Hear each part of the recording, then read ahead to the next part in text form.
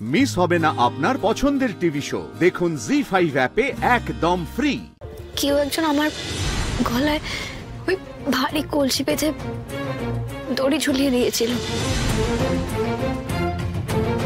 কিছুতেই বুঝতে পারছি না তো কি এরকম কাজটা করতে পারে।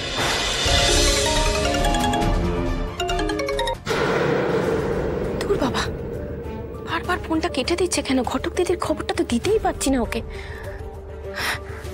আরেকবার করি।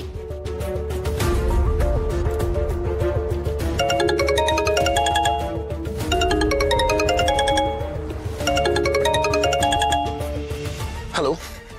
আরে যখন ফোনটা বারবার কেটে দিচ্ছি তখন বারবার ফোন করছো কেন? বাড়িতে এরকম একটা শোকের পরিবেশ শোক পালন করো তুমি, হ্যাঁ? আমাকে ফোন করার বিন্দুমাত্র চেষ্টা করবে না তুমি। আরে দূর বাবা, আমার কথাটা শোন না। কি শোক করবে? ঘটক দিদি তো মরেইনি। আরে বাবা, কতক্ষণ ধরে জলে ডুবে থাকার পরেও দিব্যি বেঁচে গেল ঘটক দিদি। না না, এটা অসম্ভব।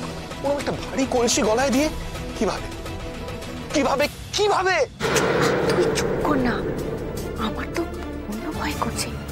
বলছি শোন না, তোকে কেউ কোনোভাবে আবার দেখে ফেলেনি তো?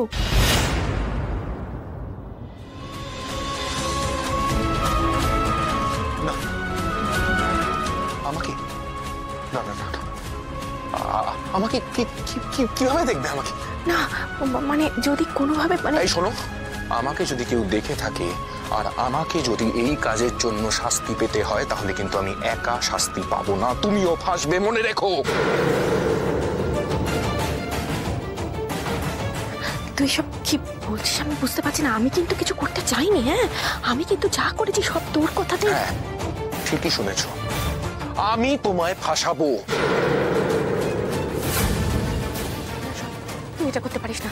হ্যাঁ আমি ফাঁসাবো তোমায়। তুই এটা করতে পারিস না। শোন, হ্যালো হ্যালো হ্যালো,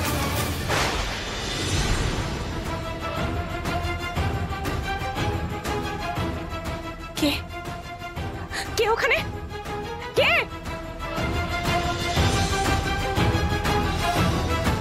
কে ছিল ওখানে? কে ছিল? হে ভগবান, এত বড় একটা ষড়যন্ত্রের কথা কেউ আবার জেনে গেল না তো?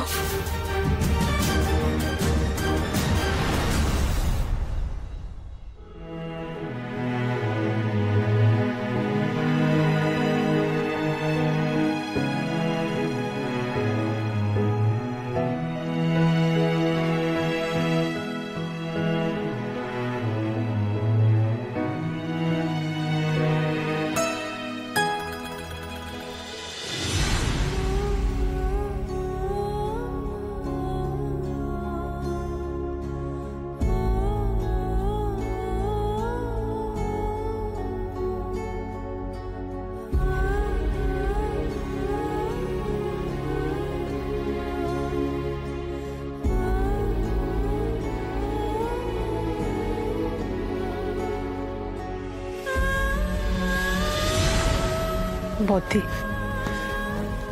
আজ আর কিছু বলো না বদ্দি। মেয়েটার শরীরটা সত্যিই খারাপ। আমার ছেলেটাকে আমি মানুষের মতো মানুষ করতে পেরেছি, বল মেজা?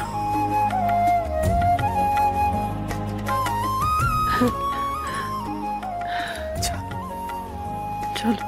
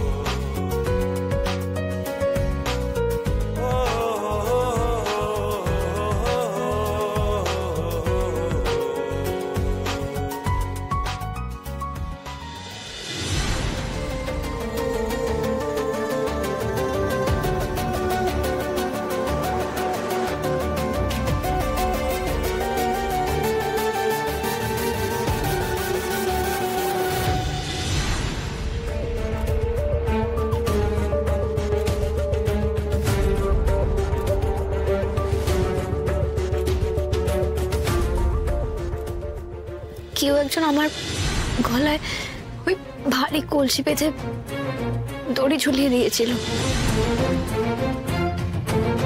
কিছুতেই বুঝতে পারছি না তো কি এরকম কাজটা করতে পারে।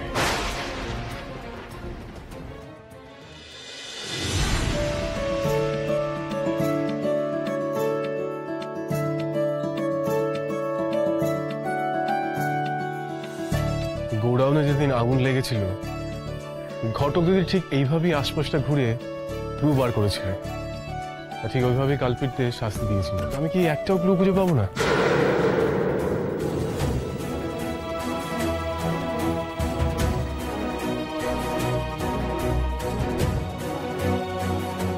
বলছি দাদা শুনুন না, বলছি আমার ওয়াইফ কালকে এখানে জলে পড়ে গিয়েছিল, তো আমি জায়গাটা ইনভেস্টিগেশন করে দেখছি।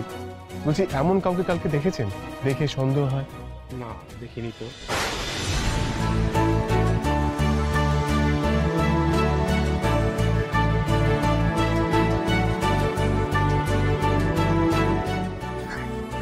দাদা বলছি